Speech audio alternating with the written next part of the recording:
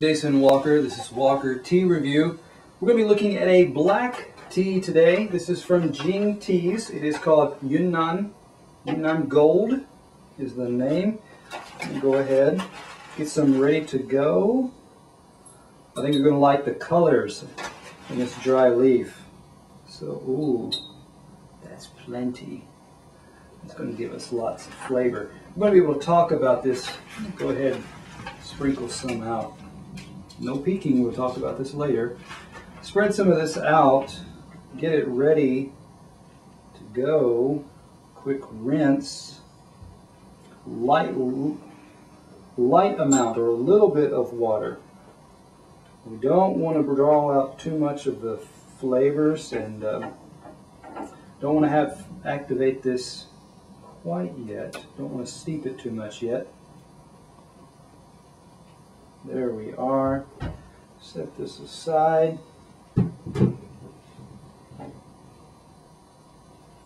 Okay, now let's go ahead and give them a little more information about this tea. This is, as I said, Jing Teas Yunnan Gold, 50 grams, offered for £7. Again, this is a UK. Jing is a UK tea company, so they're using metric and they're using pounds. Information, this does of course come from Yunnan, China. Serving suggestions or steeping recommendations: 1 to 2 teaspoons, steep time of about 3 minutes, and it simply says use boiling water. As a black tea, black teas generally tolerate higher temperatures, so you want to get higher on the boiling scale. Information that I want to share about this, yeah, that's pretty much it. Dark, rich, tangy with tapered licorice spice. The details on our packaging. Let's talk a little bit about what we expect. A gold like this, we are looking for a malty element as well. A little bit of kind of earthy feel to it as well. Some of them will have a kind of fruit note, which we're going to be talking about a little bit later. Somewhat, some presence of a tannin type briskness to it as well, because it is a black tea. A light tannin element is expected. So, having said that, let's go down and look at our leaf and talk a little bit about what we have here. What we see is, what you'll note is, we have a variety of colors. We do have a golden color, hence the name Yunnan Gold. We also have some darker, not as black as some of your Darjeeling or your Kenyan blacks that are more fully oxidized, but we do have some range of colors that are quite nice and pleasant to look at. Again, this is what we would expect. As far as our flavor or aroma from our dry leaf, it does have a bit of a kind of an earthy element to it. There is a little bit of a light, I don't know, like kind of like fall, wet leaves in the fall or in the autumn. They have fallen. They're releasing some of the sweetness in those leaves as they begin to decompose. There is a bit of sweetness because of the oxidization and what has happened with these leaves. So, pleasant to the smell. Let's go ahead now.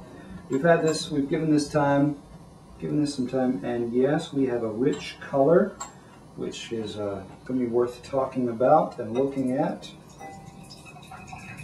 Get our tasting cup here served. Oh, look at that. That is a rich color that we do want to mention. Okay, I'm going to set this aside. Yeah, we are going to look at the liquid in just a minute because it is a nice, full, mature color.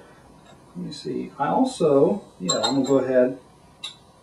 Now, we don't always do this, but I do want to bring out a few of these leaves just because the shape of them is worth noting. Yeah, that gives us plenty to look at.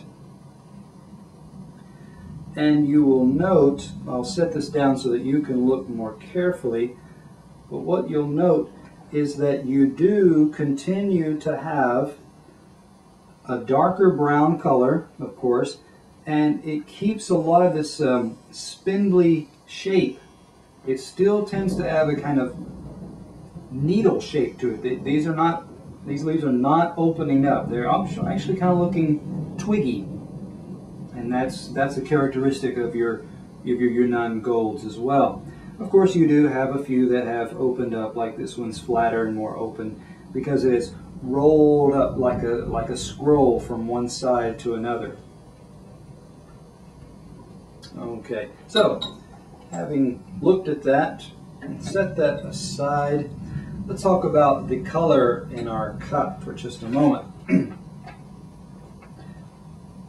We do have a rich amber color to this, full color, almost looking like a black tea.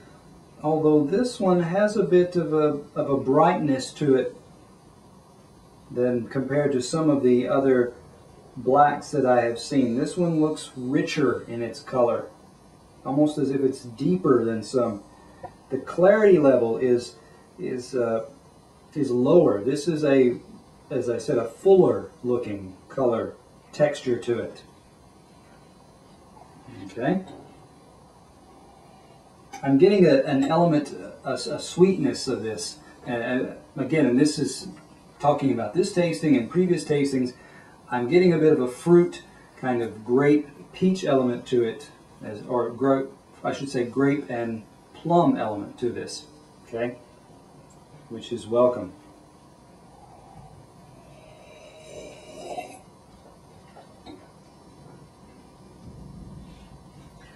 Okay, it is malty as well.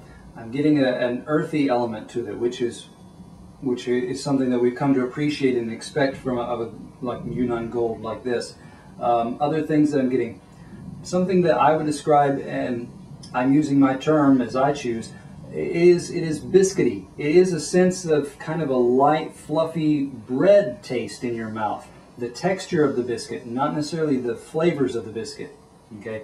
It is good. I'm also getting a bit of briskness as well, which is welcome. So, to kind of round out what we've talked about here, yes, it is malty.